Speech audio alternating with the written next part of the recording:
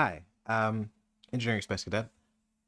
So, I'm sure you're familiar with the first video. It was just basically an introduction to Python. Very brief, a little bit long, a little bit of mistakes were made, and I will clarify some of that stuff. But for now, we're going to install an IDE, which is an interactive development environment, which just makes it a lot easier to write code. One of the most popular IDEs that are used for Python is called Pycharm. So we're gonna go here and we're gonna go to this Pycharm IDE page written by this company called JetBrains. They are very popular for writing a lot of software that is used for development. So even if you don't want to just if I don't put the link there, we can just kind of basically put in Pycharm into your Google environment, and you can see the first thing pops up is this IDE for professional developers. Do not worry about that. We're not going to use that version. We're going to use one that's completely free. And we're going to scroll down here. So we're going to go to downloads here. And we're going to scroll down from the downloads. And the first thing you're going to see is this professional edition, which we're not going to need to use. Just scroll down here to the Pycharm community edition. You can see it's a little bit more hidden, but it's free and open source. So you just download this. And once that's downloaded here, just wait. I think it's got a little bit of, heft to the program, but it's going to be like very, very good for programming within Python. Now, there's other things you can use. You can use things like VS Code if you want it to, if you're familiar with VS Code. But if you're just trying to write things solely in Python, the Python IDE called Pycharm has the most features for Python and is the easiest to work with when it comes to writing new Python programs. So you can see it's got about 428 megabytes. And as soon as it gets done, we're just going to run and install that. Now, if you already have a previous version of Pycharm already installed, this is probably something you can kind of skip over. But if you don't or have not installed an IDE before, we're just going to kind of go through that step and just allow us to install this specific version of Pycharm. So we're done downloading it. We're going to open it up. Now, I already have a version of Python already installed on my system, so this is probably going to be more of an upgrade than anything else. So you can see, welcome to this Pycharm Community Edition. So next, and I'm just going to select the one I want to uninstall. So I'm just going to go next. And, I don't need most of the stuff here, these plugins and settings and stuff like that. So I'm just going to uninstall these. Again, you're not going to see this if it's your first time running Pycharm. It's only going to be relevant if you have a previous version of Pycharm already installed. So I'm just going to cancel that and cancel that. And we're just going to have this install location. So for here, we're going to have this create Pycharm edition. We don't need to update the path variable, or I guess we could add it if we want to, but I don't think we need to, or I don't need to. Here, what we're going to do is we're going to just create associations for Pycharm Community Edition. And we can have this add folder as a project. This is just going to make things a lot easier later. And we're just going to install. Here, it's going to take a little bit of time. So basically, I'm just going to cut this until the install is done. And after the install is done, we'll just pick right back up from here. So now that Pycharm has been installed, it'll probably ask you for a reboot. And once your system has been rebooted, we can just kind of open up our Pycharm. So the latest version of Pycharm that was installed, I believe, was this one right here, 23. Here, so we're just going to ignore a lot of this project stuff here, and we're just going to create a new project. And we can put this new project anywhere, but for now, we have this Python like virtual environment stuff and variables. We can create a Git repository for our first Python project. And yeah, and this right here is just going to be looking for the Python version. Now you can see right here, it gives you the option to download and install different versions of Python. Other versions of Pycharm does not allow you to do that, but specifically for here, it allows us to do that. So we're going to just select one of the versions that's already on there and create some like virtual environment. And here we can just have like a basic Python project. So I'm going to actually go back to my desktop to the location that I put my Python examples. And you don't have to do this. You can kind of put these files wherever you'd like. I'm just going to put them there for myself. And we're going to call this basic intro. Okay, so we're just going to create our files and we're going to move this. If you don't have a previous thing of Python running in your background, it's not going to be a problem. So I'm just going to move it to this window and it's going to be the first thing you see here. There's actually should not be anything in here at all. And this is setting up a virtual environment. Basically, a virtual environment just allows you to install a bunch of different packages and stuff like that that's installed with Python. Or maybe you want to extend out the features of Python. Python has loads of libraries that you can download and use for free. So if you want to have different versions of your Python, but you don't want to install all these packages on every version of Python that you have, one of the best things you can have is a virtual environment. Probably don't need to go into the details about that too much, but for now, we can just start kind of writing the program. So from in here, you have this virtual environment, but all this stuff right here, the scripts, the libs, stuff like that, these are just Python packages that are already installed in the system that come with Python natively, and you don't really need to worry about that. So what we're going to do is we're going to right click and we're going to create a new Python file, as you can see here. And as we're creating this new Python file, we're going to call this new Python file data types. So I'm going to call it data types. And you can follow along if you like to, or you can just look at this later in the GitHub repository that I've put up for the introduction to Python.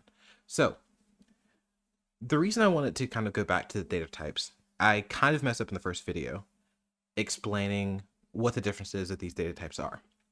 So we have characters in Python, which could just be like single characters, but most things in Python are handled as strings. Python is something called an object-oriented programming language. So it allows for something called functional programming and also object-oriented programming. However, most things in Python are handled as object-oriented. That is a different video, and maybe we don't need to go into the details for that. But for now, just think that most things are handled either as numbers, strings, or objects. So for here, we're going to take an example of an integer. So in Python, we have keyword values that stand for data types. So we have int, float, we have string, and we have different kinds of data types. Extended data types such as list and dict and just a bunch of other data types. But for now, those are not really all that important. It's kind of just more about the data type itself. Now, you can see this right here is an integer. And, you know, within Python, you can hit like control and then click whatever this thing is, and you can get a brief definition of what you're actually looking at. This is an int class, which is a feature of object-oriented programming and making classes and a bunch of different stuff like that. For now, I don't think it's that important to know about all these class definitions in this video, but this kind of gives you a definition of what an integer actually is, what that means. And you can see that one of the types inside of this integer, something that this class is inheriting from, which is another feature of object-oriented programming, is something called an object. And if this object is an integer, you have like convert, say, number or a string to an integer, or return 0 if there's no arguments are given. So if we were using this method for an integer, we can turn something into an integer. We can turn something into a float. And a float is just basically a number with decimal points. So let's just say, for example, for an integer, we can have a variable, and we're just going to call this integer, which is not a protected keyword, so it's not something you have to worry about. And we can put a number in here, like 1. A float, which we're just going to call this FLT, is going to be equal to something like 1.0. So any decimal point number is going to be a float. We have a string, so we can have something like string. Since that's not a protected data type or keyword, we can just have a string, and we can equal the string either doing the double or single quotation marks. And in Pycharm, there's a lot of like fill in the blanks for you. So if you start off writing a quotation mark, it will probably end the quotation mark for you. So we can have a string, and we can call this is a string. And then we have these other data types that we don't really need to worry about for right now. And we can do something very basic. So we can have a print statement, and we can print this integer. We can print this FLT, and we can also print this string. Okay, so I know that if you're familiar with other coding languages, this definition and stuff like that I've had up here are not going to be confusing at all. You're probably going to be more confused that I don't have specific types laid out for them. But in general, this notion of not having types is something very familiar with Python, because Python allows you to declare a variable. And a variable, for those who do not know, is just a placeholder. It holds a place for a specific value. So integer equals 1. This equal sign is an assignment operator, which just says, hey, integer is equal to 1. And anytime I call integer, it's just going to print 1. So I can do a right click here and then see run data types. And you can see that down here, it runs 1, 1.0, and this is the string. And whenever you see the string running, you can notice that the double quotation marks are removed. This is very common within Python. If you want to print something out that actually had the quotation marks, then you can do something really fun. So you can have a single quotation mark like this, and then you could put the double quotation marks inside of it and write this is a string again. And since this is valid for Python, it allows you to keep the quotation marks. Really cool feature, very useful. You don't have to do any escape characters. It just makes it very, very helpful if you're trying to like have something in quotation marks. It's neither here nor there. So there are ways to kind of tell. So you have type, and then we can have type of this integer, and you can see that there's red lines, and this red lines are a feature of Python that's very nice, or a feature of interpreted languages, which allows you to kind of debug in real time and tell you kind of what's going on. And we can have type here, and we're just going to print out the types of these things that we're running. So we just run this, and you can see that if we look for type, it tells you that this particular integer value here is an int type. You can see that this float is a float type, and you can see that the string is a string type. This is not defined by the variables. I can literally call this anything. I could call this dog. I could call this like chocolate donut. And I could call this other thing sentence, right? It doesn't really matter what I call these things because they're just placeholders. So the same thing, as long as they're defined, we can just use the same values. And here we can just run the same thing. And you can see there's still class, like data type of int, float, and string, okay? So this is just something that kind of helps you know what kind of data types you're using within Python. There's a lot of data types. You can even have user-defined data types and just inbuilt or built-in data types, which you can see for this built-ins here. And you can kind of go through that if you want to. But for now, we're just going to continue on and write something a little bit more interesting. Okay. So when I said that everything in Python is handled as string, I meant that most things that are input into Python are handled natively as string. So if we're to do something called, like addition within Python, and we can just comment this stuff out. Comments in Python are code that's not executed within Python. So we can just take this and we can hit control, and I think it is a /, and you see this hash symbol comments it out. So if I run this again, nothing's actually ran because all this is commented out. Python does not see it. So it's like, oh, if I see a hash symbol here, I do not see any information. Now there's different ways to do like multi-line comments, but for now we're just going to keep it at this, and we'll explain comments in another video. So when it comes to Python, sometimes you want to take user input, right?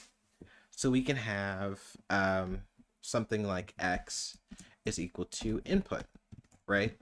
And then we can ask for something here.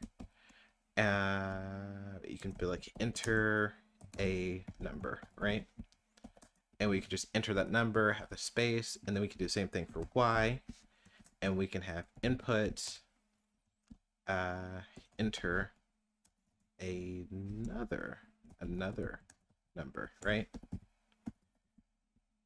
And we don't have to do this, it's just like input. So we can do that, and then we're going to do something that we did beforehand. So we're going to print x plus y, right?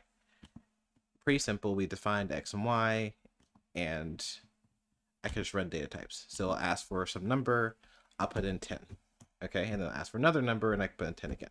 Now, with the convention that you know about me saying everything is handled as string, you're like, oh, well, if it's just like an integer, then it should have 10 plus 10, and it should equal out to be 100. If that's your guess, I'd like you to just, take a second to think about it. If your guess is that this like 10 plus 10 should be like 20, I think I may say 100 because my brain is full of bees sometimes. But if you think that 10 plus 10 is going to equal 20, that would be a reasonable assumption because you're like, oh, it's an integer. And if it's an integer plus an integer, I should get another integer as the type that is returned. Except because Python handles all numbers or inputs and stuff like this in this method as a string, because I'm entering a number and entering another number, when I run this, it's not actually 20, it's actually 1010. Now, it's not actually saying it's 1010. What it's saying is a feature of strings within Python. This feature within Python is called concatenation. Concatenation basically takes two strings and puts them together. So if I have a string like this, and I say that this is str, and I add ing, when I run this, it's going to ask for numbers, but this isn't actually filling in anything, so I can just kind of have this, and this doesn't matter. You can see that it's just printing out string, because it concatenated or put together these two strings. So when you have these inputs like this, when you have these inputs, it's always going to ask you for an input, so you can just comment those out, or you can just remove them if they're not necessary. But the idea, and I'm just going to add another hash symbol here, and we're going to add back that part here, so x plus y. Okay. So you can see that it's just concatenating the string together. So you're like, okay, well, that's a problem. What if I want to enter some integers and I want to add those integers together? No problem. So what we're going to do is we're going to go back and we're going to uncomment this. We're going to comment this back out, which we're just going to highlight it, control /. And we're going to declare the data type we want to handle this as. And in this case, since we have two integer numbers, we can type an int, and we can wrap this with parentheses. And then we can do the same thing here with this y, wrap it in parentheses. And then this time, whenever we ask for numbers, where we put in the number 10 and the number 10, this will actually return 20. Because we are now handling this as integers instead of strings. So we convert the strings like we had for the int type here, if you were to read it. Oh, sorry, just went somewhere else. This is a part of the print method, so that's why it ended up doing that. So let's just pull back int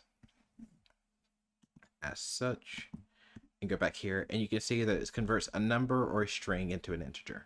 So declaring it and wrapping it in int turns that string into an integer and allows us to add them together. We can do the same thing with floats and a bunch of other stuff. But essentially, for now, in order to handle like an input from a user where we want to handle some integers, we can just do it this way. So that's what I mean by it handles things as string. So even if you wanted to do something like a little bit more fun, we could have you import string, and here we can just say name, right? So we'll take name and we'll put an input here and we'll say enter your name, right? And we'll just print out. We're gonna put some string. We're gonna be like hello, and then we can just add some space here, plus name, right? Pretty simple. And then we enter name. In this case, my name is actually Javen, so it says hello Javen, right? Pretty simple.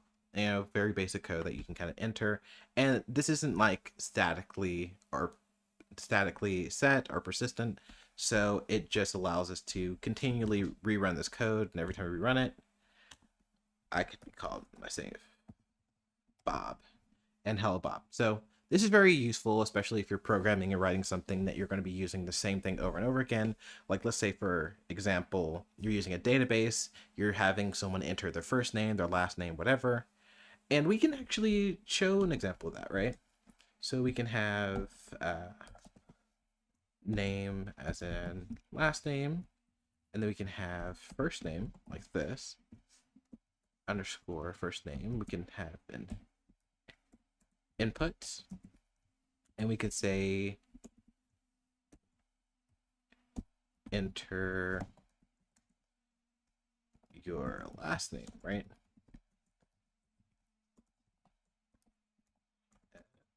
There we go. And here we can just put enter first name, and we can say hello first name, and then we could add in here a space, add in some empty space between first name, and then add in last name, right? So what we should see is hello first name last name. So we can enter first name Javen H and hello Javen H, right?